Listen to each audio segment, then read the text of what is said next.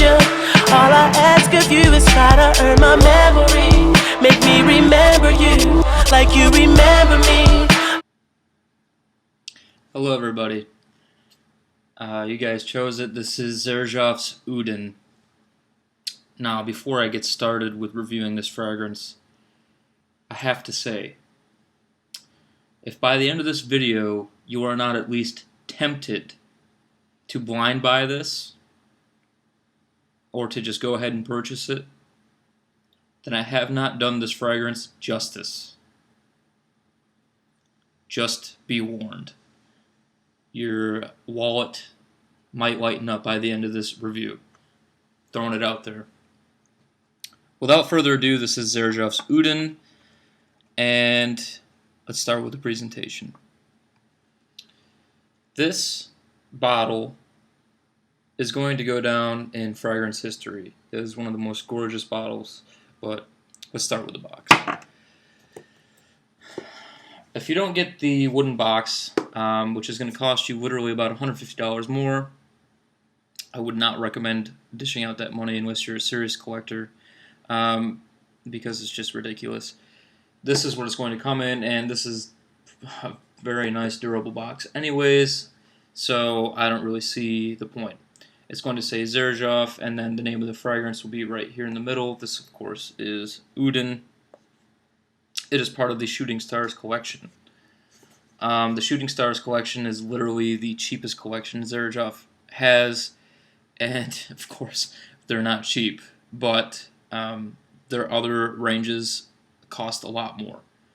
For example, the XJ or the XY, I believe it's XXJ or XXY, etc.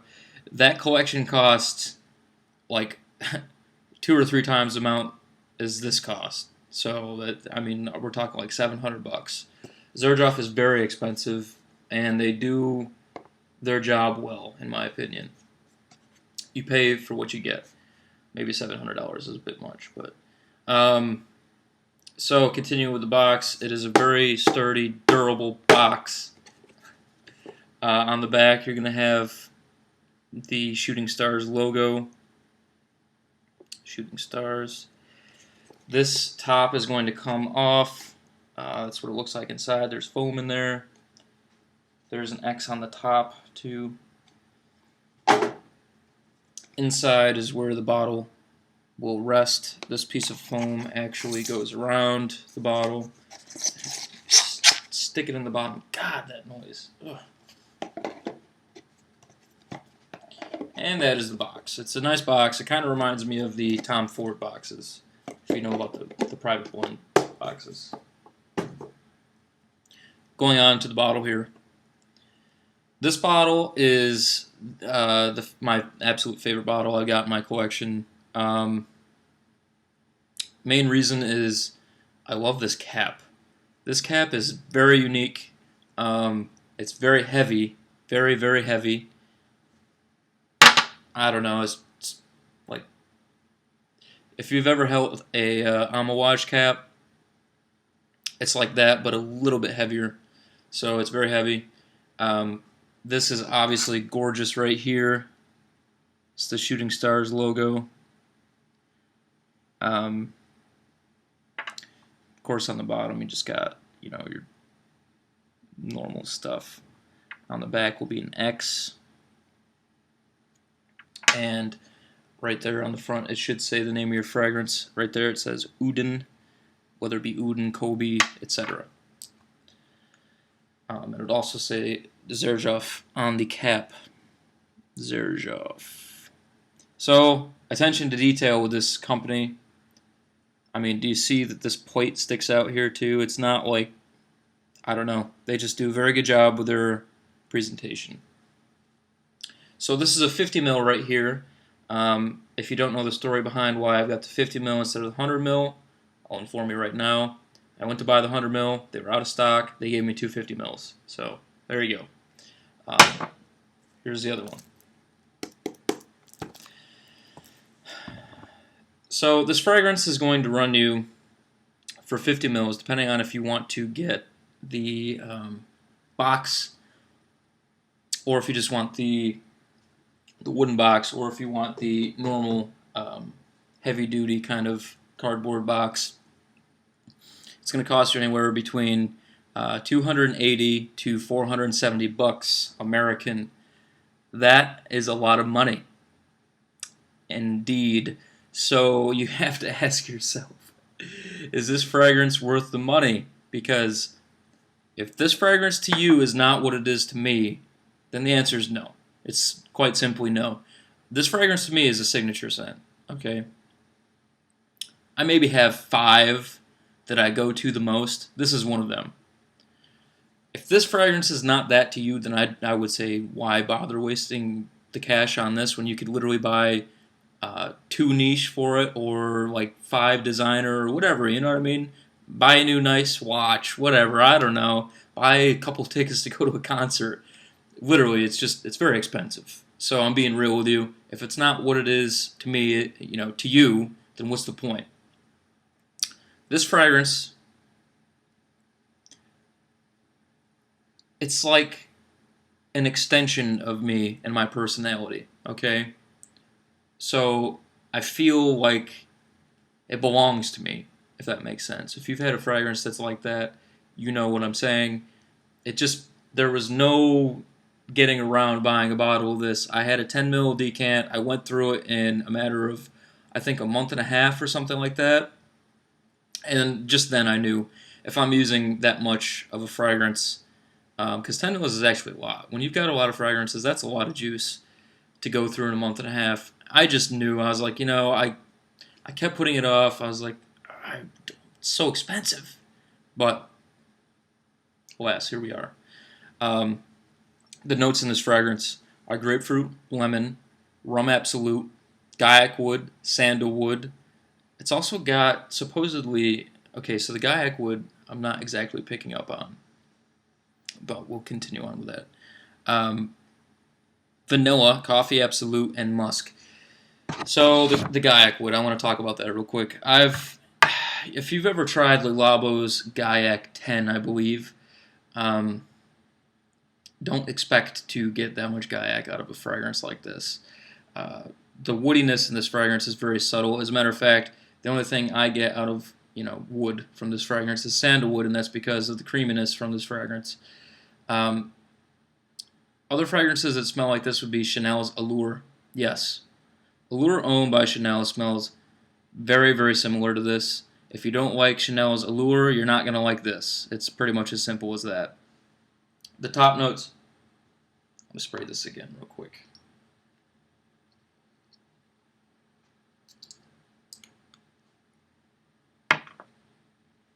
The top notes are a really nice crisp citrus and lavender combination. Lavender is not added in the note lineup, but it's there.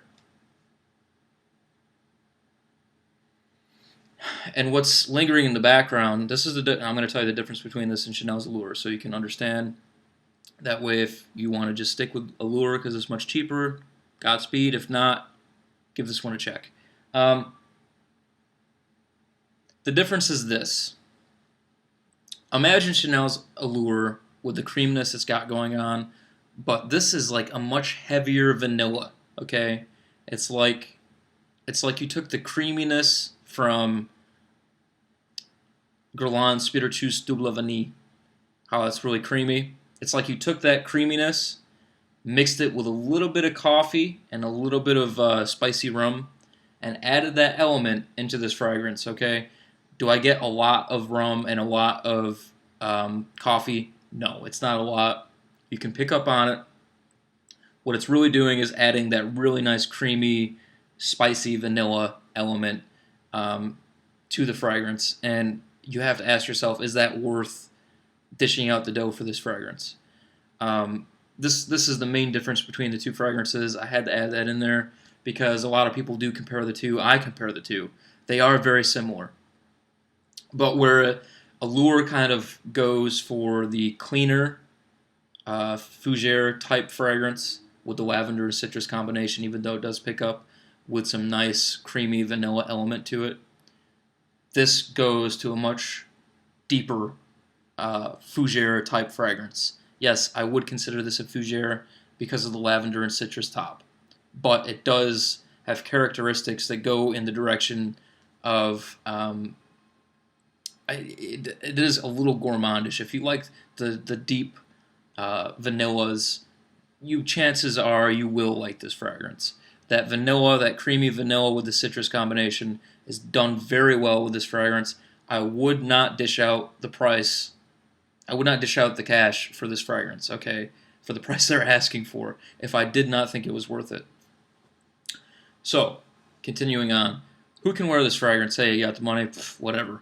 The occasions, that's pretty much a pretty simple answer, right? The occasions I would use this fragrance for is, and here's the main thing. Every day. This is the epitome of a signature scent.